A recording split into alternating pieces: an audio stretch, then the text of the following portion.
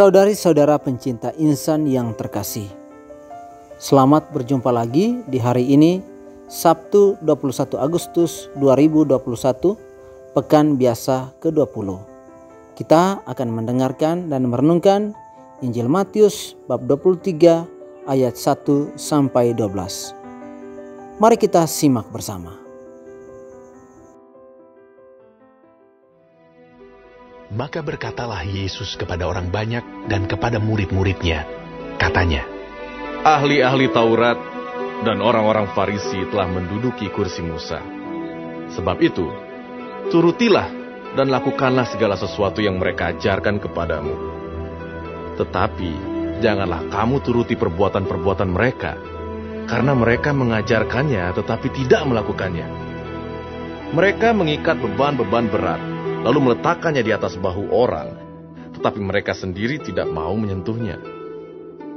Semua pekerjaan yang mereka lakukan hanya dimaksud supaya dilihat orang. Mereka memakai tali sembahyang yang lebar dan jubah yang panjang. Mereka suka duduk di tempat terhormat dalam perjamuan dan di tempat terdepan di rumah ibadat. Mereka suka menerima penghormatan di pasar dan suka dipanggil rabi. Tetapi kamu, janganlah kamu disebut rabi, karena hanya satu rabimu, dan kamu semua adalah saudara. Dan janganlah kamu menyebut siapapun bapa di bumi ini, karena hanya satu bapamu, yaitu Dia yang di sorga. Janganlah pula kamu disebut pemimpin, karena hanya satu pemimpinmu, yaitu Mesias.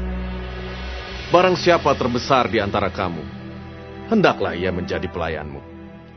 Dan barang siapa meninggikan diri, ia akan direndahkan, dan barang siapa merendahkan diri, ia akan ditinggikan. Saudari-saudara pencinta insan yang terkasih, perikop Injil Matius yang baru saja kita dengarkan cukup kontradiktis. Yesus menganjurkan kepada para pengikutnya yang berasal dari lingkup Yahudi untuk tetap menuruti dan melakukan apa yang diajarkan oleh para ahli Taurat dan kaum Farisi, namun dilarang untuk meniru perbuatan mereka. Mereka taat dan pandai mengajarkan hukum Taurat dan tradisi Musa. Hanya saja mereka sendiri tidak melakukan apa yang mereka pelajari dan mereka ajarkan. Hal ini selalu menantang para pastor yang berkhotbah, antara berkhotbah dari apa yang mampu dilakukannya sendiri sesuai dengan kesaksian hidupnya, atau berkhotbah secara idealis sesuai ajaran Yesus, walaupun diri sendiri sulit mempraktekannya.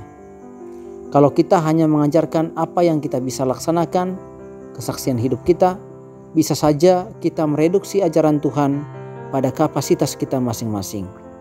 Dengan demikian, cobaannya adalah kita hanya berkhotbah tentang diri sendiri dan bukan tentang Tuhan Yesus.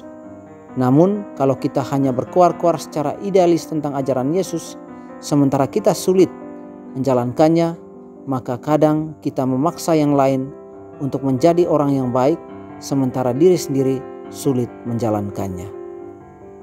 Saudari-saudara pencinta insan yang terkasih, apa pesan buat kita? Soal sapaan rabi atau guru, bapa, dan pemimpin. Dianjurkan kepada para pengikut Kristus untuk tidak menyebut diri atau memanggil orang lain rabi, bapa, atau pemimpin selain kepada Kristus yang adalah sang rabi dan sang pemimpin, dan Dia yang di surga adalah Bapa. Kebanyakan kita sudah pernah merenungkan hal ini dari perspektif status dan penghargaan. Namun ada satu hal yang lebih mendalam dari sekadar status dan penghargaan, yakni soal pelayanan. Pelayanan ini pun perlu dimengerti dalam konteks penyembahan yang mendewakan seorang pribadi.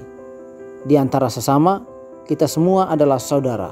Karena itu, kita bisa melayani satu sama lain dengan penghargaan yang setara dan sederajat. Di hadapan Tuhan, kita adalah pelayan dan penyembah. Hanya Allah yang pantas disembah, bukan manusia. Saudari-saudara pencinta insan yang terkasih, sentuhan buat kita. Mari kita mengikuti sang guru dari belakang. Semua pengikut Kristus perlu ada di belakang sang guru, termasuk pada saat kita memberikan kesaksian hidup kita selalu memberikan kesaksian di belakang sang guru. Biarkan sang guru tetap menjadi sang guru yang menjadi pedoman dan petunjuk kehidupan kita semua, para muridnya. Tuhan memberkati.